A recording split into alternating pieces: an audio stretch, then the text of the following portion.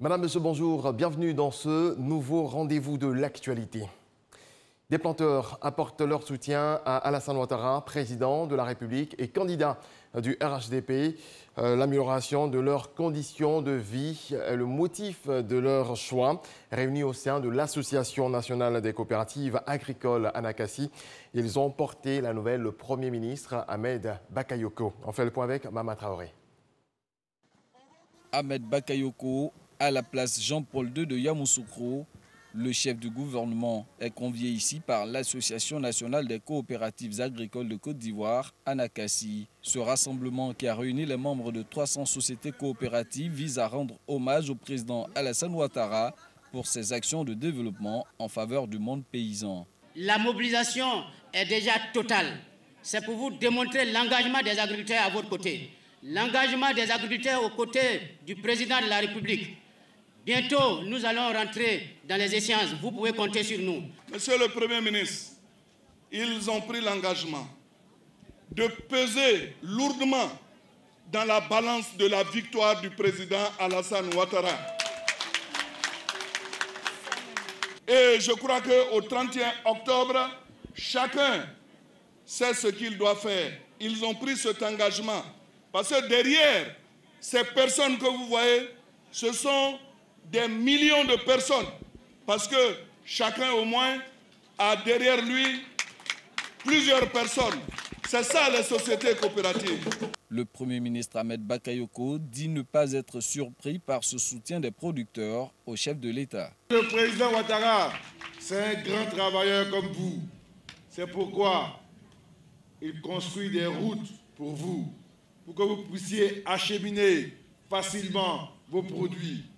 C'est pourquoi il reprofile toutes les routes qui vont dans vos plantations avec le soutien des différentes associations qui encadrent vos filières. Le président, il vous respecte parce qu'il respecte le travail et la valeur la plus noble dans la vie d'une société, c'est la valeur travail. Cette manifestation de soutien du monde paysan au président de la République met fin à la deuxième édition du Forum économique des sociétés coopératives agricoles de Côte d'Ivoire. Le forum s'est soldé par la remise de prix aux meilleures coopératives agricoles. La coopérative Kassangbana de Napier a ainsi reçu le super prix Ahmed Bakayoko de l'unité, de la solidarité et du vivre ensemble dans le monde agricole. Quant au prix du développement rural qui porte le nom du ministre Kobenan Kwasi Adjoumani, il est revenu à la coopérative Sifedsi d'Aboisseau. Que faire après la retraite? Une question qui donne parfois le tournis. Eh bien, vous allez le voir dans ce reportage. Les personnes du troisième âge ont bel et bien une seconde vie après la retraite. C'est ce que nous démontre l'AREBO, l'amicale des retraités de Boisflé. Kader Sogodogo. Une poignée de main synonyme de l'amitié, de la fraternité et de la solidarité. Bienvenue au siège de l'amicale des retraités de Boisflé, AREBO. Un siège de plus de 10 bureaux construits à hauteur de 30 millions de francs CFA grâce à la cotisation de ses membres. C'est le symbole de ces personnes du troisième âge qui, après plus de 30 années au service de la nation, jouissent de leur droit à la retraite, avec fortunes diverses. C'est justement une situation malheureuse qui les a amenés à se mettre ensemble. En son temps, les margouillas ils sont postés à la porte du trésor. Et quand ce jour-là, le monsieur est rentré, il a vu les margouillas. Il est allé prendre sa pension. Alors, est-ce qu'il faut retourner vers les margouillas? Ils vont lui arracher tout. Donc, qu'est-ce qu'il a fait? Il a sauté la clôture et il est descendu dans la cour du préfet. Alors, quand nous avons appris ça, vraiment, ça nous a frustrés. Voilà comment nous avons créé la REBO. Un fonctionnement tout simple. La cotisation mensuelle, c'est 500 francs. C'est-à-dire à la fin de l'année, ça fait 6 000. Et si vous êtes à jour de toutes ces cotisations, vous avez droit à une bonification de 4 000 francs. Quand le membre décède, il y a une cotisation exceptionnelle de 1 000 francs. Et quand un ayant droit décède, les membres cotisent 500 francs. Le capital décès, quand le membre décède par exemple, la REBO décaisse 650 000 francs pour remettre à la famille. Une administration forte de 11 personnes au service de 1403 retraités. Nous avons mis une administration en place qui s'occupe du quotidien de l'Arebo. Il s'agit d'abord de donner les informations aux retraités qui désirent venir à l'Arebo, ensuite de gérer les problèmes de tous ceux qui sont déjà membres de l'Arebo. Nous avons le secrétariat général, nous avons les services informatiques, nous avons les services comptabilité, nous avons également les services des prêts et les services commerciaux, sans oublier les services médicaux. Les retraités de Boisflé sont reconnaissants au président de la République pour toutes les réformes en leur faveur. Le président, depuis qu'il est là, il a beaucoup fait pour les retraités. Nous souhaitons que cela continue pour le bonheur des retraités. Le dernier salaire du fonctionnaire, peut-être même le mois qui suit, il a sa pension. Bravo à la CEGRAI. Bientôt, l'Arebo aura un foyer polyvalent. Il est en construction. En attendant, c'est depuis sa salle climatisée que certains membres ont pu suivre en direct l'arrivée du chef de l'État à Boisflé. La piscine municipale de Boaké, bientôt rénovée. Le gouvernement a procédé au lancement des travaux. Coût du projet, 4 milliards de francs CFA. Léon Brou. Voici la piscine municipale de Boaké, une infrastructure jadis olympique et épicentre des rendez-vous sportifs, touristiques, gastronomiques et même culturels ou tout simplement économiques de Boaké. Aujourd'hui, elle est l'ombre d'elle-même et les populations encore nostalgiques de sa renommée. Boaké ambitionne en effet de renouer avec sa fonction de pôle culturel majeur sur l'échiquier national et sous-régional, et ce chantier tombe vraiment à pic.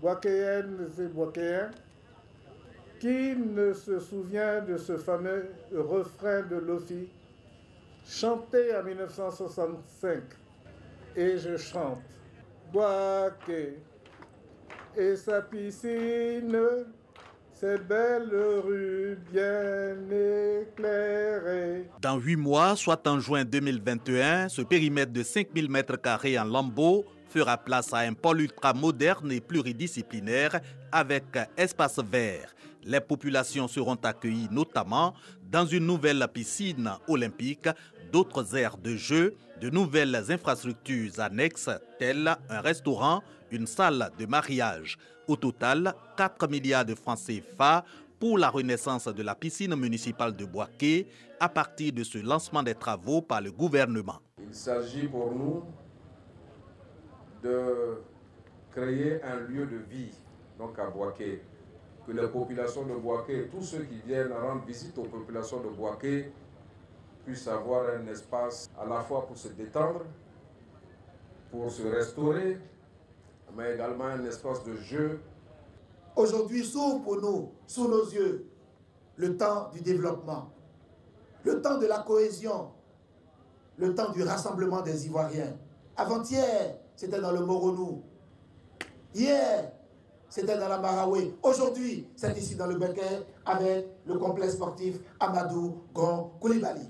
Piscine municipale Amadou Gon Coulibaly, dénomination nouvelle de la piscine municipale de Boaké, en hommage au défunt Premier ministre pour son implication dans la renaissance de cette infrastructure réalisée sous l'ère coloniale et dont la crise de 2002 a consacré la décadence. Amadou Gon Coulibaly, aussi témoin des beaux jours de la piscine municipale de Boaké, tout comme le maire Nicolas Dibo. On se rend à présent dans la région du Bafing. L'inauguration de plusieurs infrastructures sociales de base a amélioré les conditions de vie des habitants de plusieurs localités. C'est l'œuvre de Moussa Sanogo, fils de la région et ministre du budget et du portefeuille de l'État. Oui. 3 nouvelles salles de classe pour l'école primaire publique municipalité 2 de Touba. Pour cette rentrée scolaire 2020-2021, c'est la fin de la double vacation. Vraiment, ça nous enlève une épine des pieds. Avec 503 élèves pour 6 classes, c'était vraiment la double vacation. En plus de l'EPP municipalité 2 de Touba, plusieurs écoles de la région du Bafing ont bénéficié de nouvelles infrastructures. Ce sont les écoles des localités de Silakoro, Godofuma, Farako, Koro, Mahama. Au total, ce sont 22 classes avec bureau du directeur construites et réhabilitées.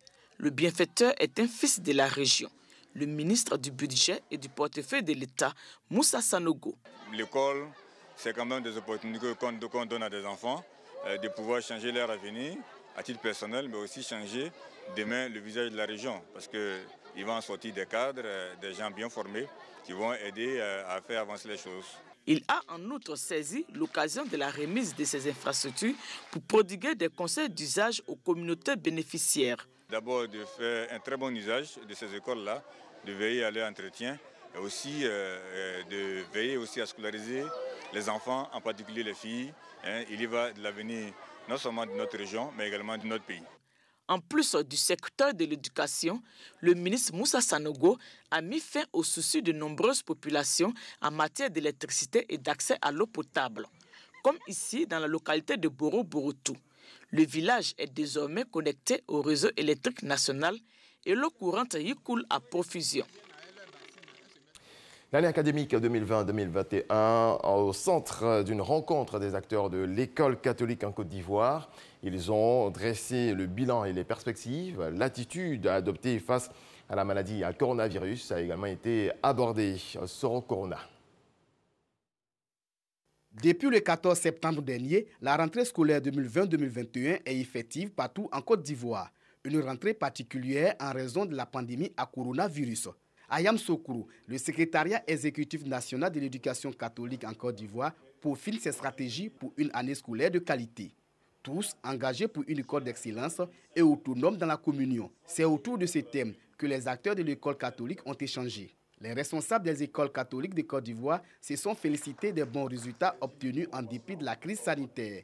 Les chefs d'établissement ont été invités à respecter les clauses de la Convention avec l'État dans la gestion de l'école catholique. Pour cette rencontre sur la vie de l'école catholique, tous les acteurs ont effectué le déplacement de Yamoussoukro. Il a été demandé aux enseignants d'initier les apprenants aux valeurs humaines, sociales, spirituelles, indispensables pour rebâtir la nouvelle Côte d'Ivoire. Dans le reste de l'actualité, Moctar Ouane, le nouveau Premier ministre malien, a désormais 48 heures pour former son gouvernement. Cet ancien ministre des Affaires étrangères s'était un peu éloigné de la vie politique malienne ces dernières années. Il était depuis quelque temps conseiller diplomatique à l'UEMOA au sein de la classe politique malienne. La nomination d'un civil comme Premier ministre semble faire consensus. Hier dimanche, le président français Emmanuel Macron a tenu une conférence de presse à l'Élysée au sujet de la crise politique et économique au Liban. Il a pointé la trahison collective de la classe politique libanaise dans l'échec de la formation d'un gouvernement. Merci de nous avoir suivis. C'est la fin de ce point de l'actualité. Excellente journée. Paix dans vos foyers.